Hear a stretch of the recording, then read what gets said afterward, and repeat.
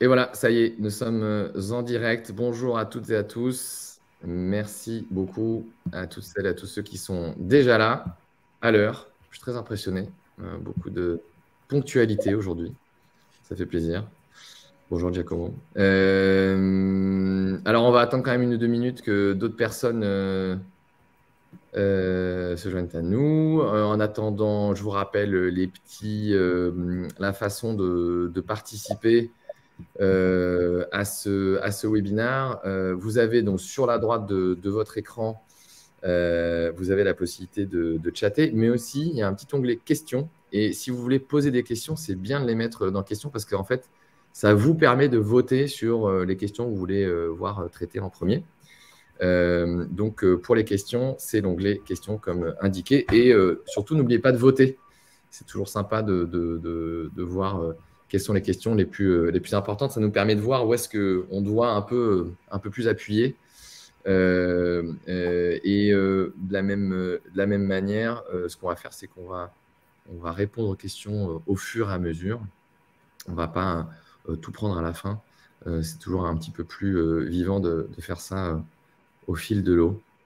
Est-ce que Noah, ça va? Merci d'être là. Ça va, merci. Merci à vous.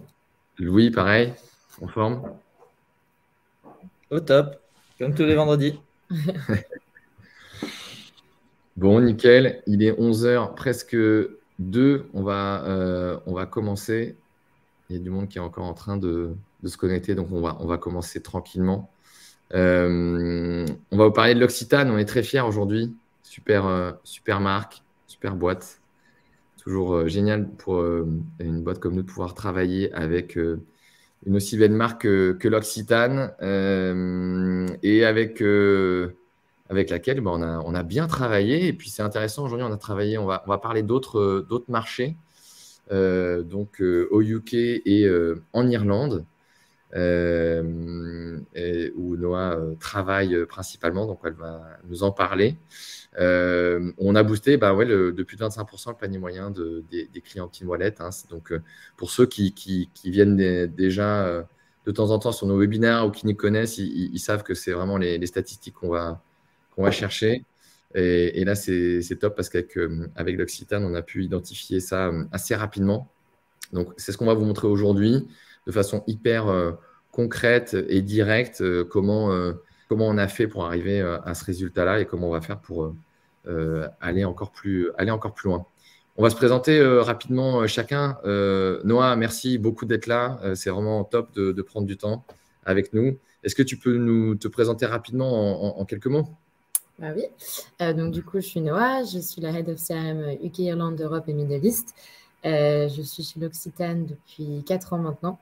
J'ai commencé plutôt en digital et e-commerce avant de me diriger vers le CRM. Et puis j'adore la marque. Donc, je suis française de nature, mais qui habite à Londres. Et puis, j'ai rejoint le groupe L'Occitane il y a 4 ans à Londres, dans les bureaux de Londres. Top, super. Louis, je te laisse te présenter aussi. Louis Ponviane, je fais... Oui, pas sûr, hein, je sais pas. Moi, je suis plutôt dans l'ombre habituellement. Ça fait 2 ans et demi, presque 3 ans que je suis chez Captain Wallet et je suis en charge du compte L'Occitane chez nous. Voilà, donc tout c'est l'accompagnement technique et puis stratégique et les déploiements, tous les sujets marketing pour essayer de faire que les projets de nos clients aient d'aussi beaux résultats que l'Occitane. Top, merci. Donc, moi, je suis Axel De Tour, je suis un des cofondateurs de Captain Wallet. Je m'occupe principalement de la partie sales, marketing et partenariat. Et donc, aujourd'hui, on va vous dérouler la façon dont on travaille avec l'Occitane et vous montrer de façon hyper concrète comment on est arrivé à ces résultats. On va rentrer dans le vif du sujet. Je pense que c'est sympa que tout le monde connaît l'Occitane, évidemment, mais pas forcément dans le détail. Et c'est toujours hyper intéressant d'avoir quelqu'un de l'intérieur qui nous en parle. Est-ce que tu peux nous raconter un petit peu le groupe où il en est aujourd'hui, dans un premier temps? Ouais, alors l'Occitane, c'est avant tout un grand groupe. Moi, je pensais que c'était juste l'Occitane avant de joindre l'Occitane, mais non, c'est un grand groupe. On a 8 marques. de Elemis, plus récemment Sol de Janeiro, Grown Alchemist ou Melvita, même en France aussi, que vous pouvez connaître. On est présent dans 90 pays dans le monde. On a à peu près 3000 points de vente, dont vraiment 1500 boutiques qui sont directement gérées par le groupe. Donc, on a vraiment une présence retail énorme à travers le monde. Et c'est aussi ça qui fait la beauté de la marque, c'est la customer experience qu'on peut donner dans les magasins. Et on a plus de 9000 salariés dans tout le groupe, avec des bureaux en Asie, aux US, à Londres, partout un peu en Europe aussi. Donc, on a vraiment une présence mondiale très, très étendue. Ok. La crise, apparemment, vous ne connaissez pas. Vous avez 13% de croissance en données comparables. Vous avez de la chance dans ce contexte qui est un peu resserré quand même ces temps-ci. On sent les gens un petit peu plus tendus. Vous, ça va? Ça va. On a eu l'avantage de pouvoir vendre des crèmes de main aussi et des produits bien-être pendant le Covid qui a été bien reçu. Ok, top. Qu'est-ce que tu… toi, la marque, bon, voilà, ce n'est pas juste les chiffres qu'on vient de voir. Il y a aussi quand même pas mal de valeurs qui sont véhiculées par la marque. Tu peux nous en parler un petit peu? C'est important, je trouve, après, parce que ça définit beaucoup aussi de la communication que tu fais. Et nous, quand même, on travaille dans le marketing, la com, donc ça doit s'imprégner de ça aussi, quoi. Avant tout, L'Occitane, c'est quand même une marque de produits cosmétiques naturels d'origine provençale. Et ça, vraiment, on en est fiers de venir de la Provence. Ça a été créé en 1976 par Olivier Bossan, en Provence, justement. Et c'est resté depuis à côté de Manosque. Tous nos développements sont encore faits d'ailleurs à Manosque. Et on a vraiment des engagements assez forts, et dont 4 où vraiment on a beaucoup d'actions qui sont prises au sein de la marque. Le premier, c'est soutien auprès des producteurs. Donc, on a à peu près 130 producteurs entre la Corse, le sud de la France, la Provence, mais aussi le Burkina Faso, avec qui on travaille, qui viennent souvent à la rencontre des métiers aussi, pour pouvoir aussi expliquer ce qu'ils font et d'avoir créé cette connexion qui est super importante pour aussi, quand on communique à nos clients sur la marque, on puisse le faire de bonne façon. Le respect de la biodiversité aussi, avec la traçabilité de nos ingrédients, la durabilité de nos ingrédients aussi, et la qualité, et être sûr qu'on a les produits les plus naturels.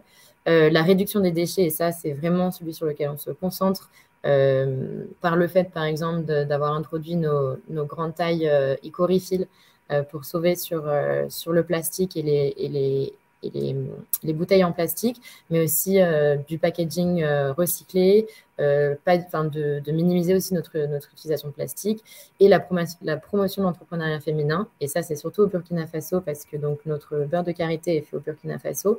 Et donc, on a pareil des partnerships comme on l'a avec nos producteurs en Provence ou en Corse, où pareil, elles sont aussi au centre de la communication à nos clients, et elles sont souvent d'ailleurs amenées à nous expliquer un peu leur métier et ce qu'elles font. Et du coup, par rapport à tous ces objectifs, toi, c'est quelque chose qui est donc plutôt sur la partie CRM Manager, c'est quelque chose auquel tu es sensibilisé tout le temps. Votre communication est beaucoup orchestrée autour de ça au jour le jour, ou c'est quelque chose qui parfois peut te paraître un peu lointain, ou au contraire, vous êtes vachement impliqué là-dedans? Non, c'est super important, et surtout tout ce qui est concret, tout ce qui est les actions locales, prix concrètes. On a des partnerships qui sont faites, ou alors on a des choses comme les éco-refills, ou tout ce qui est vraiment concret qu'on peut donner aux clients en disant voilà comment nous on soutient nos engagements, et pas juste dire ce sont nos engagements un peu vagues. C'est super important pour nous de le communiquer à nos clients, et surtout d'avoir des choses concrètes derrière chacun de nos engagements. Ok. On va passer au vif du sujet, en tout cas de cette présentation, même si le sujet d'avant est aussi hyper important. On aime bien savoir un petit peu, ou montrer un peu pourquoi on s'est rencontrés, pourquoi le Wine Mobile, tu vois, comment ça se positionnait dans ta tête par rapport à tes enjeux dont on parlera juste après. Tu te souviens comment on s'est rencontrés, qu'est-ce qui t'a amené vers nous, ou si c'est nous qui sommes venus vers toi, et comment toi, ça a fait écho à tes enjeux? Alors, au tout début, parce que nous, chez L'Occitane, on n'a pas d'app. Et donc, au tout début, on cherchait un moyen de faire des push notifications. Parce que les emails, c'est saturé, les SMS, ça peut être un peu intrusif, et les direct mails, c'est du papier, ça va un peu à l'encontre de nos engagements sur le reducing waste. Et donc, on vraiment cherchait un moyen de rentrer dans le mobile des clients par les push, sans avoir d'app. Et puis ensuite, je crois qu'on avait commencé une discussion parce qu'une collègue m'avait parlé de vous. Et donc, on avait commencé la discussion, on s'est découvert qu'en fait, c'était beaucoup plus que juste des push notifications qu'on pouvait faire, mais vraiment avoir quelque chose de rentrer dans le mobile du client et de pouvoir leur non seulement avoir la carte, mais les push notifications, de la personnalisation et un vrai parcours client. Et ça a été vraiment beaucoup plus… une bonne surprise déjà et beaucoup, beaucoup mieux que juste pouvoir faire des push notifications. Ouais, une bonne surprise. C'est souvent ça. Très souvent, nous, quand on discute avec des clients, au début, il y a quelques années, il n'y a personne qui connaissait le wallet, ils ne savaient même pas ce que c'était. Et puis maintenant, les gens savent ce que c'est que le wallet, mais en fait, ils ne réalisent pas du tout ce qu'ils peuvent faire avec. Donc, très souvent, en fait, je peux changer tout le contenu quand je veux en temps réel, segmenter, etc. Ils passent un peu à côté du truc. Donc, c'est vrai qu'on a un boulot d'évangélisation, d'explication encore qui est très fort sur ce que cette petite application native peut faire pour les marques, quoi. Donc, et c'est ça qui a changé la donne aussi, je pense. C'est vraiment de pouvoir faire un parcours client et de personnaliser la communication par rapport à ce qu'on veut par rapport là où le client est dans son parcours. Ok, top. Donc là, on a listé un peu les enjeux que tu nous avais mis en avant. Ça a coché un peu toutes ces cases. Le wallet, tu peux nous en dire un peu plus sur ces objectifs? En fait, ça revient un peu au parcours client qu'on discutait juste avant. C'est que nous, je pense que comme beaucoup de marques de cosmétiques, de toute manière, on a un vrai challenge sur le deuxième achat. Ouais. On peut recruter facilement, mais alors aller chercher un deuxième achat, c'est toujours très compliqué, et surtout dans le contexte actuel. On a aussi, avec notre présence retail qui est très forte, mais aussi après pandémique, on a eu une grosse augmentation de la présence en ligne. On a vraiment un besoin d'expérience omnicanal très fluide et qui délivre quelque chose de très constant, peu importe si on est en retail ou en web. Et aussi tout le travail de la réactivation de clients, parce qu'on avait beaucoup de clients qui étaient opt-in sur certaines channels comme de l'email ou direct mail, mais qui ne réagissaient plus à ce canal de communication. Et donc, il fallait aussi nous trouver un canal de communication qui peut réactiver ce genre de clients-là. C'est clair que nous, ce qu'on voit énormément là, ces temps-ci particulièrement, c'est le côté deuxième achat, revisite, quoi, qui est très fort, qui est une demande importante, ou le côté acquisition qui est ultra prépondérant chez toutes les marques en termes de budget, même de staff, c'est 80% des budgets des directions marketing. Il y a peut-être nous, on espère, et surtout parce qu'on y croit, un espèce de petit switch qui est en train de se faire vers quand même la partie CRM, où on a une base client et une capacité à la réactiver qui serait utile de rendre plus importante, parce que en fait, potentiellement, c'est des clients déjà existants et donc la réactivation de ces clients et leur deuxième achat ou troisième, que peut venir un chiffre d'affaires plus important. C'est un investissement qui est moins important à faire. Et c'est là où des technos, des canaux comme les nôtres peuvent tirer leur épingle du jeu. Donc ça, c'est des sujets qui sont très tendance, on va dire, notamment à cause du contexte. Ok, on va rentrer dans concrètement les résultats et la façon dont ça fonctionne. Ce qu'on a remarqué chez vous, effectivement, c'est que la base client s'est walletisée très rapidement, en fait. On va voir en détail par la suite comment vous avez fait.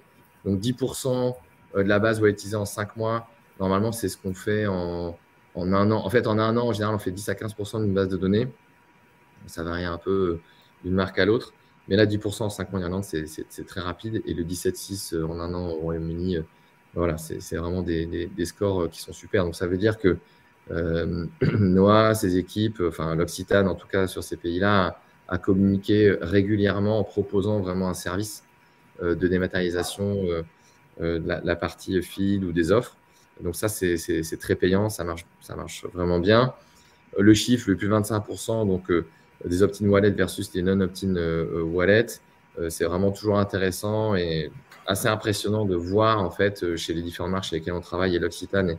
Donc, on est vraiment illustration aujourd'hui de voir à quel point voilà, quelqu'un qui est walletisé, entre guillemets, désolé pour ce mauvais néologisme, est beaucoup plus engagé, actif que quelqu'un qui ne l'est pas. Alors, très souvent, on nous dit oui, mais c'est tes clients les plus actifs.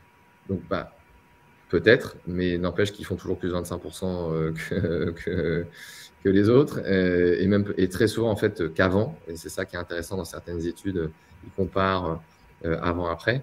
Mais surtout, ce qui est vraiment important à avoir en tête avec le wallet, c'est que les premiers mois, effectivement, ça va engager les personnes qui le sont déjà pas mal avec la marque, donc ceux qui ont déjà une récurrence assez importante avec la marque.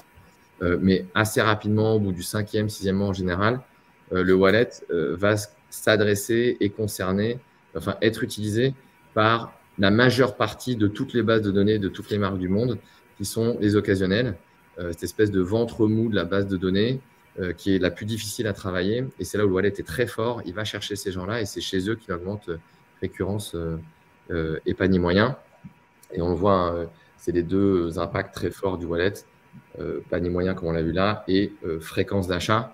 Donc 2 fois plus de fréquence d'achat, hein. C'est quand même extrêmement net. Souvent on nous regarde en disant vous êtes sûr?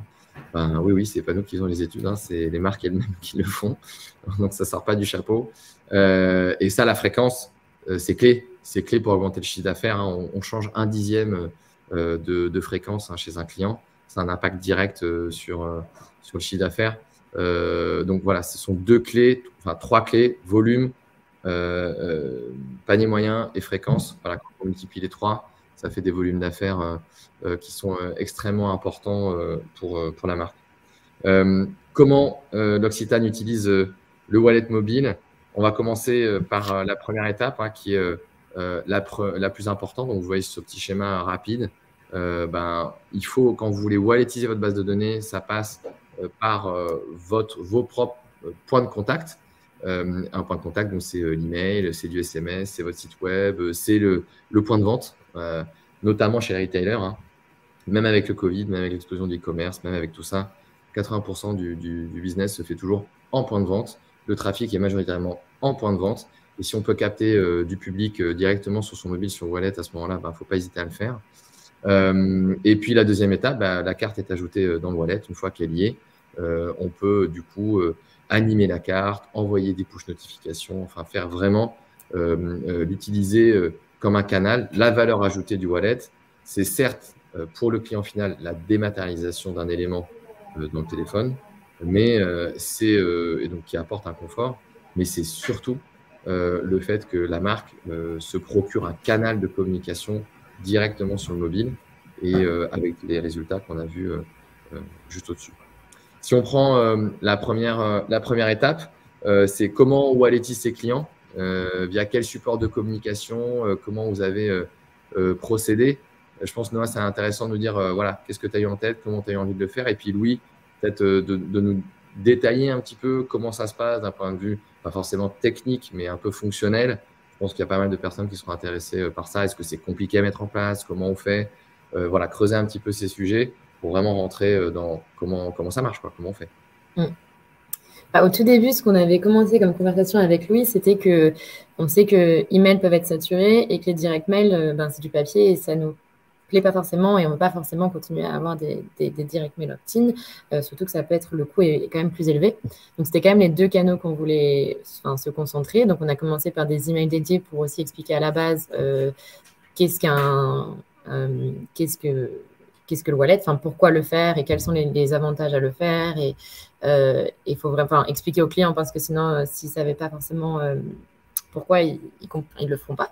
Donc, on a fait quelques emails dédiés. On en a fait un par mois pour ces Customer Opt-in Wallet en vraiment expliquant les avantages d'avoir la carte, mais aussi pour eux en boutique, surtout pour nos retail customers qui sont un peu plus âgés, les avantages que ça peut avoir, c'est qu'on a fait passer un barcode sur la carte aussi, ou s'ils sont en magasin, ils peuvent scanner le barcode et le client est directement reconnu. Donc, c'est un avantage non seulement pour nos boutiques, parce que déjà, ça fait un gain de temps, pour notre data aussi, pour être sûr que parfois, des clients peuvent être hésitants de donner leurs détails à voix haute. Ils ont juste à scanner leur barcode. Et puis, même pour eux, c'est beaucoup plus rapide arriver en boutique. Donc, on a commencé par des emails dédiés. une fois qu'on avait fait un peu pas mal d'emails dédiés, qu'on avait plus parlé de Captain Wallet et qu'ils savaient un peu ce que c'était que la Digital Loyalty Card, on a fait des emails plutôt automatiques où là, on mettait juste une banner, Download your Loyalty Card. Et le troisième, c'était vraiment le plus intéressant aussi pour moi à faire aussi, c'était le courrier papier avec un QR code personnalisé pour chaque customer qui reçoit le courrier et qui peut télécharger sa carte comme ça. Et donc, ça veut dire que on pouvait switcher des direct mail opt-in qui devenaient aussi Captain Wallet. Et donc, on pouvait maintenant plus communiquer sur du digital et aussi, surtout, on sait que nos customers direct mail sont plus retail. Et donc, ça nous permettait aussi de continuer ce travail un peu omnicanal et multicanal pour qu'on puisse aussi les driver sur le web. Il y a une question qui est tombée, pardon, Louis, juste avant que tu complètes. Une question qui est intéressante de Frédéric qui demande à quelle fréquence vous envoyez des emails pour engager la base. C'est justement ça sur lequel j'allais rebondir, c'est que les emails dédiés, on fait ça de façon très ponctuelle et stratégique, mais ça prend de la place dans le planning des emails de communication des clients. Donc, on doit le faire pour walletiser beaucoup de clients assez rapidement et pour faire cet effort de pédagogie, pour expliquer à quoi sert cette VIP card pour les clients. Donc, on fait quelques emails dédiés au travers de l'année. Et ensuite, l'idée, c'est de laisser au client le choix de par où je vais obtenir ma carte. Donc, on est venu ensuite ajouter ces petites bannières automatiques dans les différents emails. Et ces bannières automatiques, elles sont dans les emails auto qui sont les triggers, par exemple un trigger de « je viens de m'inscrire au programme » ou ça fait 6 mois que je n'ai pas fait d'achat, donc j'ai une proposition. Mais aussi dans les newsletters qui sortent à peu près de façon hebdomadaire. Dans ce cas-là, ça permet aux clients de récupérer, de recruter des clients en fil rouge et de leur donner, c'est libre aux clients de choisir le moment par lequel ils veulent se monétiser. La force derrière du direct mail, c'est que Noah a une certaine base. Ces clientes-là, on ne peut pas les joindre par autrement que par papier. On veut faire moins de papier, mais on a quand même ces clientes à aller cibler. On ne peut pas se permettre d'arrêter de leur parler. Donc, on a proposé d'aller mettre un petit QR code personnalisé. Ça n'a pas été très difficile à mettre en place. Il suffisait de se dire, bon, voilà, c'est la liste de clients que je vais cibler. On leur fait leur URL wallet personnalisée, on la pré-génère et ensuite on la donne à l'imprimeur et l'imprimeur ajoute ensuite le QR code. Et ça permet d'aller walletiser des clientes, donc de rendre opt-in wallet contactable directement sur le mobile des clientes qui ne l'étaient pas par d'autres canaux. Donc, pour éviter, encore une fois, d'avoir à refaire ça. Et donc, la fréquence, vraiment, ça dépend. Les emails dédiés, c'est minimum 4 par an pendant les 2 premières années. Et ensuite, on baisse la fréquence et c'est les autres canaux qui prennent le pli. Donc, les bannières dans les emails automatiques. L'objectif à terme, c'est aussi de pouvoir le mettre dans les emails transactionnels pour, encore une fois, aller proposer la carte et de rendre opt-in wallet des clientes qui ne sont pas contactables par d'autres canaux. Et une petite anecdote, c'est qu'Anaïs, avec qui je travaille sur le jour aussi, était un peu inquiète de se dire, bon, la cible, bon, on a une moyenne d'âge plutôt élevée, c'est pas forcément très smartphone et tout ça. Moi, je n'étais pas aussi inquiet et les stats ont bien prouvé qu'en fait, il n'y a pas de problématique avec l'âge de la clientèle. On a juste fait attention à dire dans les emails dédiés, c'est pas download my card, parce que ça faisait penser aux gens, pourquoi est-ce que je dois downloader une app? Alors, à la place, on a simplement fait obtenir ma carte, get my card in my phone. Et voilà, ça a augmenté. On a fait des A/B tests. C'est pour ça que vous envoyez 2 là. On a fait des A/B tests pour savoir lequel fonctionnait mieux. Et le temps de parole qu'on prend sur le planning d'email de l'année, essayez que ce soit le plus efficace possible. Il y a un petit point aussi à préciser, c'est que tous les emails dont on parle, etc., ça reste des emails qui sont envoyés, créés, générés par l'Occitane. Je ne pense pas qu'on les précisé. Nous, ce qu'on fait, nous, c'est que quand on parle de l'email dédié, c'est un email qui parle uniquement du wallet, qui est un site qui est très pédagogique, qui est un site. Mais ça reste un email qui est envoyé par les systèmes et les services de l'Occitane. Et nous, en fait, on procure le lien sur lequel va pouvoir cliquer le consommateur pour charger sa carte, quoi. Donc, c'est vraiment la marque, et en l'occurrence Noah, qui a la main sur toute la créa, toute la DA, tout le routage, etc. Nous, on fournit à la fois le lien et puis tous les recos pour que ça s'affiche correctement. Il y a une question de Gabriel. Quelle est concrètement la différence entre l'opt-in via le wallet et le push notification via l'application? C'est tout simplement pas les mêmes canaux. Il y a une application, l'application L'Occitane, par exemple, qui est en l'occurrence, il n'y en a pas. Mais si L'Occitane avait une application, elle enverrait ses pushs via son application, donc sur cette population qui aurait l'application. Là, le wallet est une application qui est déjà pré-embarquée sur le téléphone, qui est le wallet d'Apple et c'est pareil sur Google, et sur laquelle on sauvegarde une carte, en l'occurrence de fidélité L'Occitane, et depuis laquelle on peut donc envoyer une notification et charger le contenu. Mais ça va se détailler un petit peu par la suite du cas pratique. Est-ce qu'il y avait d'autres points là-dessus que vous souhaitiez aborder, Noah et Louis, sur la walletisation des clients? Non, j'allais juste dire que Louis et Anaïs ont aussi beaucoup travaillé sur de formes d'A/B test aussi pour savoir ce qui marchait le mieux, pour aussi voir ce qui marchait le mieux pour vraiment walletiser les customers et toujours un peu perfectionner ces emails dédiés et avoir le meilleur contenu et vraiment pousser à la walletisation. Ouais. Pour la petite histoire, voilà, on a fait un email, on s'est dit on va le faire plus joli, voilà, qui nous plaisait à nous les deux vachement plus. Et puis en fait, c'est le là qui a gagné. Donc voilà, on avait mis beaucoup d'énergie. Voilà, on ne gagne pas à tous les coups avec les A/B tests, mais on apprend et on s'adapte. Et donc, ce qui marche pour une marque ne marche pas forcément pour une autre. Donc, c'est vraiment ce côté A/B test permet de s'adapter vraiment à la clientèle ciblée et visée. C'est très intéressant. Donc, une fois que la personne a été walletisée, et cette partie-là, c'est vraiment la partie absolument clé. C'est là-dessus, je pense, qu'on travaille le plus entre les équipes. Je veux dire, d'un point de vue vraiment métier et fonctionnel, c'est comment on arrive à générer ce volume de façon, on va dire, sur le long terme. C'est-à-dire que ça recrute tous les jours, en fait, sur différents types de mécaniques et de points de contact. Et c'est vraiment absolument clé parce que, comme c'est une audience qui ne fait que grossir, la partie recrutement, donc walletisation des personnes, est vraiment hyper important. Une fois que cette partie-là est faite, voilà à quoi ressemble une carte VIP L'Occitane dans le wallet. Noah, il y avait des choses en particulier qu'il fallait absolument inscrire sur cette carte. Comment tu as choisi le contenu que tu voulais mettre dessus? Puis après, Louis nous décrira un petit peu. Voilà, ça ressemble à quoi qu'est-ce qu'il faut faire pour faire une bonne carte en fait sur Apple et sur Google? Oui, je te laisserai compléter, mais pour moi, c'était vraiment les détails du client et traiter ça un peu comme le mini-compte du client qui peut être en 2 clics et il va déjà un peu voir son mini-compte. Donc, un barcode avec son ID unique pour pouvoir être scanné en boutique, mais aussi, c'est beaucoup plus facile, pour les boutiques et puis pour eux aussi. On a aussi passé leur store, leur magasin local aussi pour pouvoir faciliter cette expérience omnicanal. Et ça, c'était super important parce que on est quand même sur du digital, mais il ne faut pas oublier l'aspect retail. Et donc, de passer le magasin le plus proche et leur fréquent magasin. Et aussi, là où maintenant on se concentre sur leurs cartes, c'est de passer leurs offres qu'ils ont, les offres CRM. Comme ça, ils peuvent checker leur compte. Et d'ailleurs, quand même les magasins maintenant me disent, parfois, je demande directement au client d'ouvrir son wallet pour voir quelle offre ils ont plutôt que moi d'aller chercher sur ma boutique parce que c'est plus facile. Donc, même pour les magasins, ça facilite aussi la tâche. Donc, passer un peu les offres dédiées.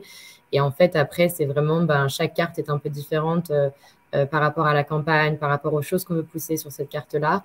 Et donc, d'adapter vraiment le contenu par rapport au type de campagne, au type de carte qu'ils ont. Plus grand chose à rajouter, donc. Mais oui, des infos très personnelles. On s'est dit, mettre un code barre, ça donne de la valeur à la carte. La perception de la carte, ça donne de la valeur. Ça donne un vrai valeur de service. Quand je vais en magasin, je suis identifié directement. Je gagne du temps pour mon passage en caisse. Donc, moi, en tant que client, ça, c'est bien.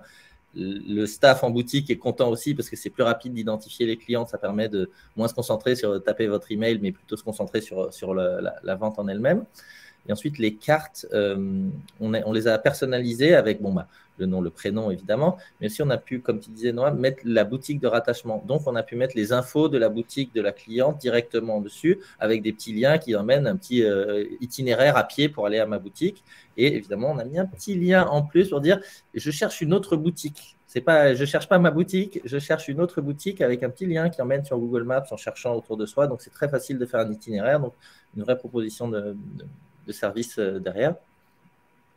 Petite question de Laetitia, pardon, je réponds. Alors, comment est-ce qu'on fait pour savoir d'où viennent les clients? En fait, on a des petits channels et tags qu'on met dans l'URL. L'URL sur laquelle on clique qui nous permet d'obtenir la carte. On peut dire, on met une petite étiquette dessus pour dire ça, c'est les clients qui viennent de l'email dédié, ça, c'est les clients qui viennent depuis une newsletter, et ça, c'est les clients qui sont venus depuis un email dédié. C'est ce qui nous permet aussi d'un email de bienvenue, pardon. C'est ce qui nous permet de savoir que quand on fait un A/B test, OK, on teste sur une semaine, on fait le nouveau, une semaine, finalement, on a beaucoup plus de clients, ça engage mieux, les pourcentages de clics sont plus intéressants. Et là, vous voyez sur les cartes, il y a 2 cartes différentes, mais ça, je pense qu'on va y venir après, la personnalisation de la carte pour le client, mais pas seulement pour le client, c'est aussi pour des groupes de clients. Exactement. Donc, on va y venir, mais effectivement, à retenir que, juste pour que tout le monde l'ait en tête, c'est des templates qui sont imposés donc, par Apple et par Google. C'est un peu comme une pub Facebook où je ne peux pas mettre ce que je veux où je veux. L'image, elle doit être à un certain endroit, le CTA aussi à un certain endroit. Là, c'est un peu pareil. C'est des templates avec lesquels il faut jouer. Si je veux mettre le code barre, si je veux mettre une photo, je ne sais pas, à la place du code barre, ce n'est pas possible. Donc, ces templates sont imposés. La plateforme Captain Wallet joue en fait avec ces templating et les marques jouent plus ou moins avec les règles pour pouvoir faire évoluer le look and feel de la carte. Et à ce petit jeu-là, l'Occitane est un de nos meilleurs clients parce qu'ils font de très belles créas. Ils font vraiment évoluer vachement la carte. C'est ce qu'on va voir là. C'est en fait comment on fait vivre cette campagne, comment en fait, cette carte, pardon, comment avec une carte, on arrive en fait à dérouler une multitude de messages répartis dans le temps et qui fait en fait d'un simple téléchargement de carte en 2 clics sur une appli donc, qui est déjà téléchargée, qui existe déjà sur le téléphone, qui sont Apple Pay et Google Pay, comment on en fait en fait un véritable canal de communication sur ce long terme. Pas mal de com poussé, Noah. Est-ce que tu déroules tout ton plan marketing dessus, tout ton plan d'animation commerciale dessus, ou tu choisis? Si oui, comment tu choisis Pour nous, c'était quand même important que la carte puisse refléter notre campagne à chaque fois. Et donc, Anaïs, dans mon équipe, fait vraiment un travail à chaque fois de venir avec une nouvelle créa qui va être alignée avec la campagne marketing, la campagne retail. Et ça revient un peu à cette expérience omnicanal. Mais vu que c'était un des objectifs principaux d'avoir une expérience omnicanal, on voulait que si en magasin, on poussait du karité et une campagne un petit peu cocooning, par exemple, il fallait aussi que ça soit reflété dans la carte. Et donc, de toujours avoir des nouvelles créas. Et oui, on le fait quasiment sur chaque grosse campagne pour pouvoir être sûr que on n'est pas sur quelque chose de super jaune et flowery quand on est sur une campagne plutôt karité, par exemple, et de janvier. Et donc, chaque campagne a un peu sa carte dédiée, mais aussi sa description dédiée, par exemple. Donc à l'arrière de la carte, on montre aussi les nouveautés produits, l'offre du moment. Et vraiment, cette carte reflète comme ça reflèterait sur notre website ou en magasin. Là-dessus, donc on va le voir un peu plus en détail. Donc la carte change donc de look and feel, comme vous pouvez voir, en fonction donc des priorités qui sont définies par la marque. Encore une fois, c'est vraiment Noah, ses équipes qui décident de quel contenu elle va pousser sur cette audience. C'est son audience, ce n'est pas une audience média dont on revendrait les contacts à quelqu'un d'autre. C'est vraiment un canal, c'est son propre canal à elle, et elle décide le contenu qu'elle a envie de pousser dessus avec les informations qu'elle a envie de pousser dessus. Ce sont vraiment uniquement ces données. Et voilà un peu ce que ça donne aussi sur d'autres exemples. On se retrouve avec donc des cartes qui changent, mais aussi des notifications qui permettent de mettre à jour le contenu. Ça, là-dessus, il y a aussi, je vois Cyber Monday, offre exclusive, les types de notifications. C'est important de parler aussi de l'aspect notification. Est-ce qu'on en fait beaucoup? Est-ce que c'est quoi le rythme? Comment tu te positionnes par rapport à ça? Donc, les notifications, on essaye de pas de trop en faire non plus, mais d'avoir à peu près un rythme une fois par semaine, dépendant du customer et de la campagne et des offres. Par exemple, quand c'est des offres exclusives, où on sait que ça va être un petit peu plus le moment d'aller pousser, comme du Cyber Monday ou du Black Friday, ça va être peut-être plus intense. Mais quand c'est des offres de campagne, on va switcher entre des messaging d'offres, mais aussi des messages campagne, des messages engagement, et d'aller essayer de vraiment faire vivre la campagne à travers un contact plan assez précis et assez régulier. Ce qui est très bien, c'est que vous alternez, non seulement, c'est pas seulement uniquement de la promotion avec des pourcentages, vous alternez vraiment entre une promo parfois, et parfois c'est du contenu plus éditorial sur les nouveautés produits, sur les intérêts. Et on voit que la réactivité des clientes est intéressante, même ce n'est pas uniquement de la chasse à la promo. On a des clientes qui sont très intéressées là-dessus aussi, sur les nouveaux produits, qui est intéressant. Et ça permet aussi de faire des ventes croisées et que les clientes qui achetaient vraiment une catégorie de produits, de les emmener sur une autre catégorie de produits, de les faire découvrir ce genre de choses aussi.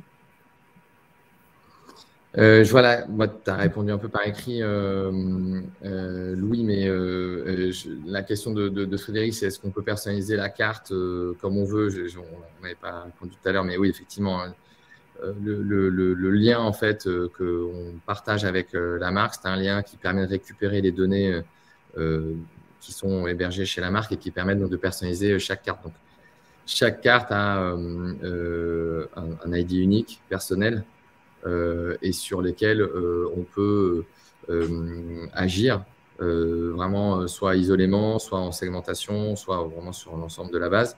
Mais chaque carte est vraiment unique et personnalisée. Une question de Joseph qui vient de tomber. À quelle fréquence envoyez-vous des campagnes sur le wallet? Tu saurais dire, tu as un rythme particulier, tu as une saisonnalité, comment ça se passe? Ça varie, donc on va suivre un plan marketing qui va être une campagne, par exemple, une carte peut rester pendant 6 semaines parce que ça va suivre un plan marketing. Par contre, et donc là, le push notification va être plutôt une fois par semaine avec justement d'alterner les messages campagne, nouveautés, promo, etc. Et quand c'est une campagne un petit peu plus promotionnelle ou avec un peu plus de comme Black Friday, par exemple, ou Cyber Monday, là, ça va être un petit peu plus régulier sur peut-être tous les 2-3 jours où on va changer. Par exemple, le Black Friday, on a eu vendredi, samedi, dimanche, on avait une carte. Lundi, on avait déjà changé la carte. Donc, ça peut varier aussi par rapport à la campagne qu'on veut suivre. Mais d'une manière générale, l'élément à retenir, c'est que ce n'est pas du tout un canal qui s'anime comme l'email, où l'email a vraiment une intensité qui est très forte en général. Là, vraiment, l'idée, c'est d'avoir un canal qui est un peu plus premium, sur lequel on va vraiment mettre en avant les informations qui sont extrêmement importantes pour la marque. Donc, les offres qui sont vraiment absolument incontournables et sur lesquelles on a besoin de générer du trafic et de l'audience. Mais ce n'est pas du tout d'avoir la même intensité d'activation qu'on peut avoir par l'email. Il faut un peu choisir ses combats et ses batailles parmi les différentes offres qu'on peut avoir à véhiculer. Et puis, accessoirement, ce n'est pas aussi forcément non plus qu'un outil promotionnel. C'est aussi, pendant le Covid, on a eu beaucoup de relais de marques qui l'utilisaient comme un canal de proximité. C'est le mot qui revenait assez souvent, canal de proximité, dans le sens où il y a aussi des messages, j'aime pas trop ce terme, mais des messages serviciels qui étaient poussés. Notamment, je me souviens de messages relatifs à l'ouverture des magasins, le fait qu'il ne fallait pas oublier son masque et ses gants à une époque. Je ne sais pas si vous vous souvenez, mais c'était ça. On était tous complètement flippés de toucher les choses avec à main nue. Mais voilà, il y a plein de marques qui ont utilisé aussi et qui continuent à l'utiliser comme un canal sur lequel elles vont pousser des informations qui ne sont pas forcément promotionnelles. Néanmoins, voilà, c'est quand même la majorité des messages. Et on avait isolé cette stat qu'on trouvait intéressante, qu'il y avait 25% des clients qui avaient reçu le push, qui avaient par la suite réalisé un achat. Je ne sais plus, je ne sais pas si tu t'en souviens non plus, mais comment vous avez fait pour traquer ça, Noah, du coup, c'est intéressant à voir. En fait, nous, ce qui était important aussi dans les KPI à suivre, c'est pas forcément le last click parce que ça peut être direct quand on met un lien de redirection sur le site, on peut aller voir le revenu et c'est toujours intéressant à regarder. Mais ce qui est intéressant aussi, c'est le poids de l'opt-in. Donc, nous, on appelle ça le matchback, en fait, de pouvoir regarder à partir du moment où quelqu'un a reçu une notification et sur un moment donné, donc nous, on a pris 3 jours après, par exemple, est allé en magasin ou est allé sur le site et a fait une purchase et après de pouvoir comparer son comportement d'achat avec ceux qui n'ont pas eu soit qui sont dans un contrôle groupe, soit qui n'ont pas eu de notification et qui ont. Et donc là, on permet aussi de vraiment pouvoir suivre un vrai uplift qui n'est pas juste web ou juste retail, c'est d'avoir vraiment cette vue omnicanal. Ils ont fait une purchase et combien ils ont dépensé et à quoi ça ressemble par rapport à des customers qui n'ont pas reçu de push notification, par exemple. C'est top. Ça a beaucoup de valeur, hein, je trouve, comme insight. Parce que très souvent, autour de la notification, on a tous, notre génération qui travaille dans le digital depuis quelques années, on a tous été assez mal éduqués au sens générique du terme sur la notification qui a toujours beaucoup fait peur. Et en fait, c'était très corrélé au fait que la notification égale application. Et comme les applications des marques ont toujours eu énormément de mal à percer, à avoir du volume, la notification était toujours un peu perçue comme une opportunité, mais aussi un risque de churn sur l'application, de peur voilà, de saturer un peu de pression commerciale les clients. Et du coup, par exemple, il y a 50% du marché des applications aujourd'hui qui n'ont pas de serveur de notification qui est activé. C'est quand même une des features clés de l'application. Et le wallet permet de se décomplexer un peu par rapport à ça. Parce que voilà, le churn sur du wallet, c'est moins grave que du churn sur une application. Et donc, on peut comme ça mener pas mal de tests sur la notification. Et on voit qu'il y a un uplift qui est vraiment important. 2 questions de Edouard. Est-ce que l'Occitane UK Ireland est la première entité du groupe à être sur Captain Wallet? La réponse est oui. Et est-ce que le client ayant une carte wallet lors d'un voyage hors UK Ireland pourrait être activé par une autre entité l'Occitane, comme la France ou autre? Non, ce sont il me semble, ou non, je parle sur ton contrôle. Non, c'est bon. Ouais, ce sont des cartes qui sont valables pour le UK, pour le marché UK et Irlande uniquement. Et le barcode, de toute manière, tout ce qui est relié au système, on a des systèmes différents par pays. Donc, c'est juste pour le UK et l'Irlande. Ouais. Je complète par une autre question d'Anaïs qui est, savez-vous si des clients moyens sont devenus de très bons clients depuis qu'ils ont le wallet? Alors, je ne sais pas si on a cette granularité sur l'Occitane dans les études qu'on a faites jusque-là. Alors, comme on vient d'intégrer la data dans notre système de reporting, on n'a pas encore. Là, c'était vraiment aussi le principe était d'intégrer les opt-in wallet dans notre, par exemple, nous on utilise Tableau dans notre data pour pouvoir faire les analyses. Et là, on vient de finir ces devs-là. Donc, on n'a pas encore tous les résultats par rapport à l'avant et l'après achat, mais ça, c'est quelque chose qu'on regardera très, très vite. D'une manière générale, Anaïs, c'est une des clés du wallet et c'est ce qu'il apporte. C'est qu'il va aller toucher au début en recrutement des gens qui sont déjà très engagés avec la marque. Normal, puisque comme on passe par les touchpoints de la marque, ils le voient plus vite et plus rapidement. Mais ce qui est assez intéressant, c'est qu'on va aller chercher surtout les clients qui sont plus ponctuels, donc moyens, comme vous mentionnez dans votre question.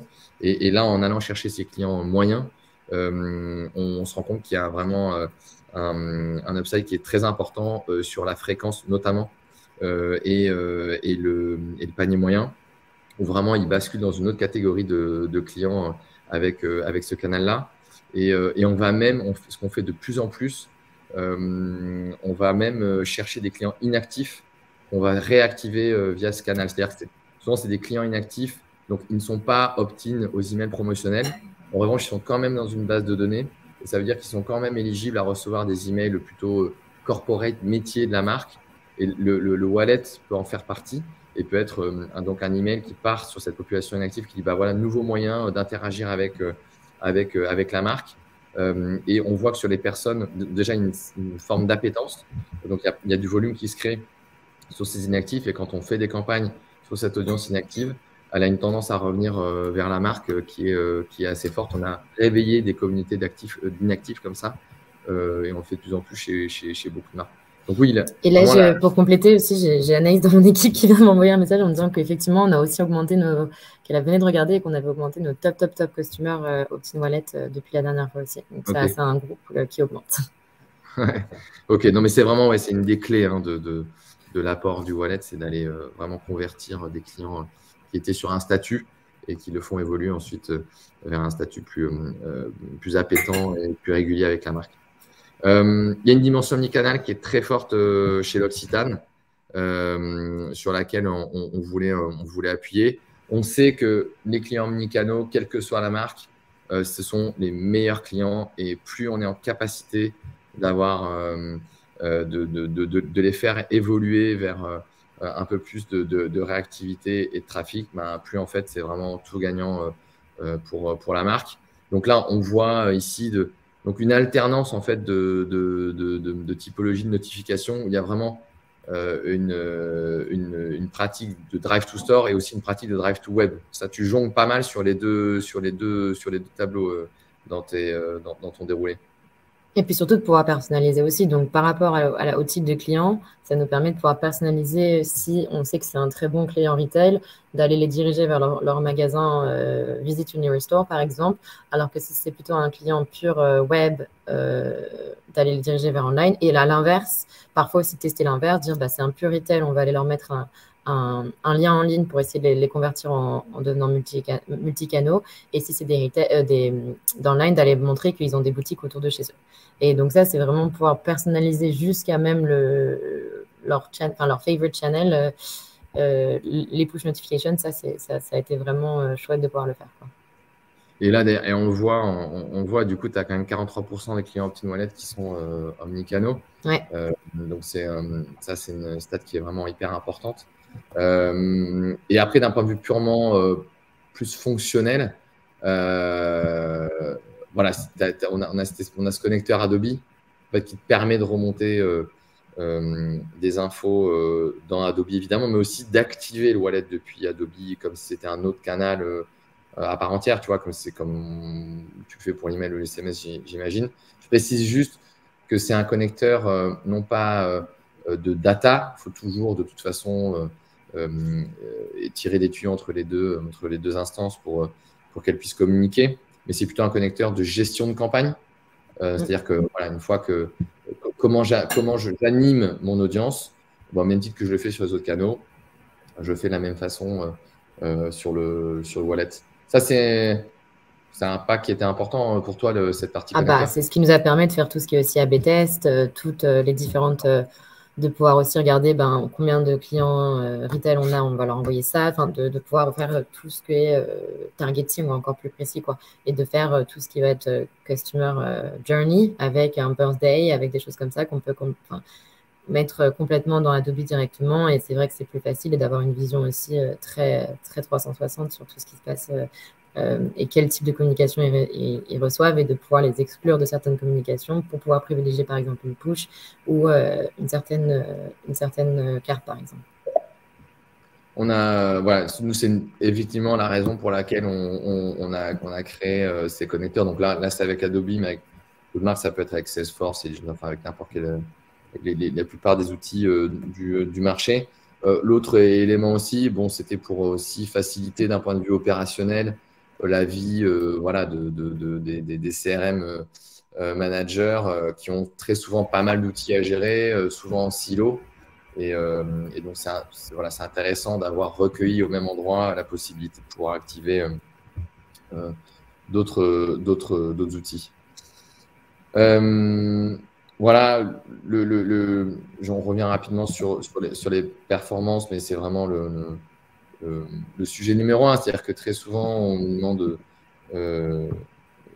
voilà, à quoi ça sert. Le wallet, il sert à ça, quoi. Il sert à la fin du fin à augmenter la récurrence d'achat, à booster le second achat, à augmenter le panier moyen, à cibler bien, avoir aussi cette qualité de relation, de premiumisation un peu de la relation.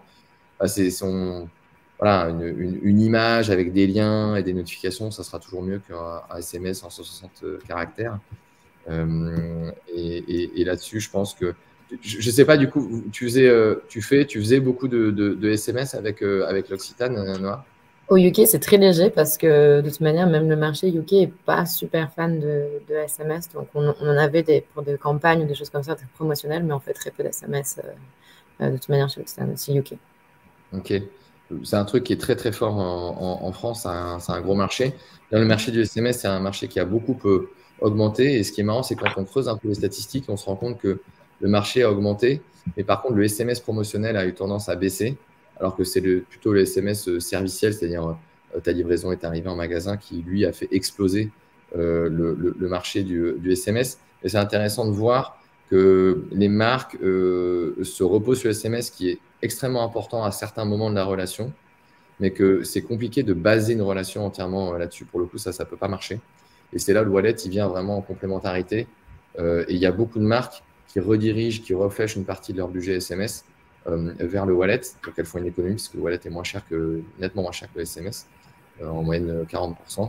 Et il est en même temps beaucoup plus efficace et plus dans une relation, dans du relationnel, quoi. Petite question de Frédéric, je vois au passage, je les prends au passage. Est-ce que vous pouvez segmenter la base pour, par exemple, cibler uniquement les clients qui n'ont pas fait de second achat?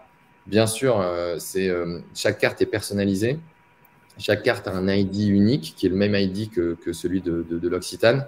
Et l'Occitane, quand elle réalise ses segmentations, notamment directement dans Adobe, fait ses propres segmentations en fonction des infos clients qu'elle a. Et lui permet donc du coup de pouvoir adresser la bonne communication aux bonnes personnes. On va clôturer avec les prochaines étapes, ce vers quoi on a envie d'aller. Noah, est-ce que tu peux nous dire un petit peu comment tu as envie de faire évoluer encore un peu la chose? Ouais, alors pour le premier, c'est vraiment le parcours automatisé, donc tout ce qui est post-purchase surtout. Comme on peut mettre en place sur un canal d'email ou quelque chose comme ça, de pouvoir mettre en place un post-purchase dédié et de cross-sell et de replenishment, ou une fois qu'un customer a fait un achat, de pouvoir les retargeter avec ce qu'on leur conseille d'être potentiellement le produit le mieux pour eux d'acheter ensuite, et donc de vraiment personnaliser les communications aux produits même. Et aussi d'aller cibler les clients non opt-in. Pour l'instant, la façon dont on peut le faire, non opt-in email ou direct mail, mais c'est que on pousse la carte à nos clients qui sont déjà opt-in sur en tout cas un canal. Et là, l'idée, c'est d'aller, comme l'a dit Louis plus tôt, mais d'aller aussi le mettre dans des emails transactionnels pour pouvoir aller cibler les clients qui ne sont pas du tout opt-in dans aucun de nos canaux. Et enfin, il y a un aspect acquisition qui nous intéresse aussi beaucoup, c'est de pouvoir automatiser un peu cette carte, parce qu'on a pas mal de clients maintenant qui commencent à dire, bon, voilà, est-ce que je peux l'avoir dès le premier achat, ou est-ce que dès le premier achat en magasin, pour pouvoir scanner un QR code et pouvoir avoir leur carte aussi à ce moment-là, et de pouvoir créer un client, et aussi pouvoir leur créer leur carte en attendant, et puis même pourquoi pas créer des prospects, puis pour après les pousser au premier achat grâce aux push notifications et des messages de marque qu'on peut envoyer sur le téléphone. Et là, donc c'est intéressant. Ici, il y a un truc à retenir, c'est pour ceux qui découvrent le wallet, vraiment l'intérêt, c'est toujours la même chose, c'est de pouvoir simplement se créer un petit espace dans le téléphone de son client. Et donc, le wallet facilite cette action énormément, parce que l'appli existe déjà et qu'en 2 clics, on crée sa carte. Et après, bon, les scénarios varient énormément d'une marque à l'autre. Il n'y a rien de figé. Chaque marque a sa façon de communiquer, son contenu. On ne dématérialise pas que des cartes de fidélité. D'ailleurs, on dématérialise des offres, des bookings, des réservations, des billets, des cartes d'assurés. Enfin, il y a vraiment de tout. Mais pour chaque marque, l'idée, c'est ça. C'est comment simplement je peux me mettre sur le mobile, parce que c'est là où sont mes clients. C'est là où ça trafique. Et c'est là où je dois vraiment être à l'esprit de mes clients. Et c'est ça que permet le wallet. Et on voit dans les différentes options sur les prochaines étapes.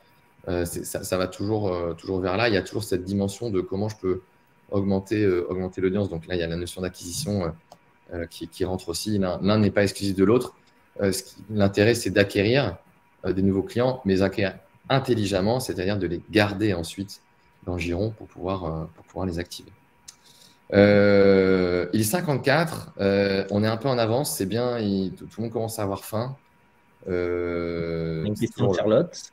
Le risque. Et voilà, j'allais dire, est-ce qu'il nous reste des questions encore? Une petite question de Charlotte qui veut savoir le parcours automatisé. Je pense que c'est des parcours automatisés, ça peut être grâce au connecteur, on peut dire le client a fait un achat, selon la date de l'achat ou le type de l'achat, est-ce qu'il a refait un achat ou pas dans les X mois qui suivent? Sinon, on peut envoyer une notification au client, lui montrer un contenu qui correspond à une incitation à un autre achat pendant X temps, puis ensuite de revenir dans le giron habituel. C'est des parcours automatisés qui se déclenchent vraiment selon le client, selon des workflows Adobe, par exemple, ou un parcours automatisé classique, c'est celui de l'anniversaire. C'est l'anniversaire de mon client, je lui envoie une petite push notification, joyeux anniversaire, je lui mets sa petite carte avec un petit gâteau avec une petite bougie, joyeux anniversaire, vous avez, je ne sais pas, un petit cadeau vous attend en magasin si vous venez, vous présentez, que vous dites que c'est votre anniversaire. Voilà, et au bout de X jours, on revient sur la carte un peu plus classique, générique, pour reprendre le parcours. J'espère que ça répond à ta question, Charlotte. Il y a une question au final aussi de Frédéric, plus générale, qui est comment performer le programme de fidélité de L'Occitane avant la mise en place du wallet? Est-ce qu'il y a une réelle différence après la mise en place du wallet?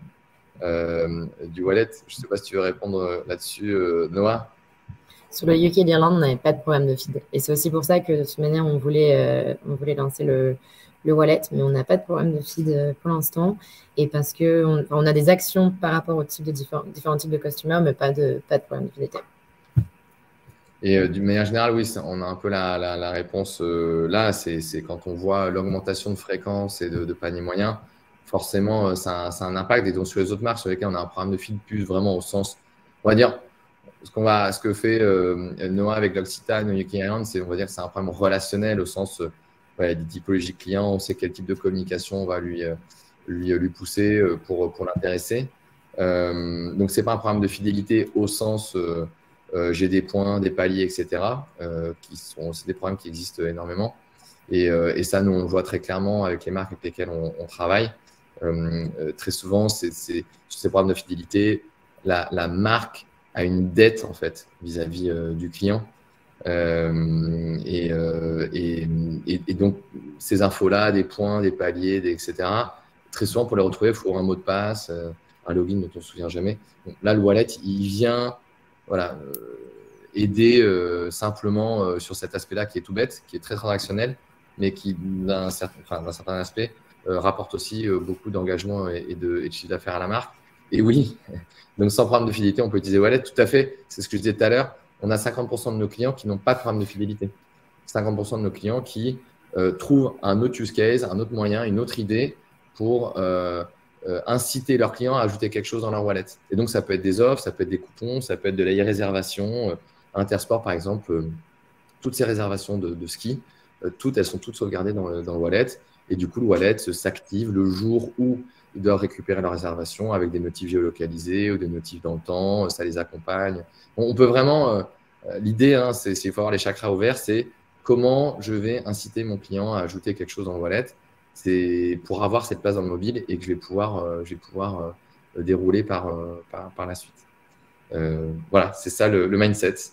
Voilà, j'espère qu'on a été complet, qu'on a pu être assez clair sur la façon dont ça fonctionnait. Noah, vraiment, encore une fois, un très grand merci pour tout ton temps, pour avoir préparé ça avec nous et puis juste pour travailler avec nous de façon aussi cool. Je crois que c'est toujours un plaisir. Donc vraiment, grand merci à toi. Et Louis, merci aussi à toi parce que tout ça, ça vient de toi. C'est grâce à toi que ça se passe tous les jours. Donc, merci beaucoup à vous deux et merci à toutes celles et à tous ceux qui étaient là pendant ce webinaire. On en refera un bientôt. Je ne sais pas si on a une date encore précise, mais on va reprendre les bonnes habitudes. Voilà, merci encore à toutes et à tous. Salut Noah, salut Louis, Merci. à bientôt. Au revoir. Merci. Ciao.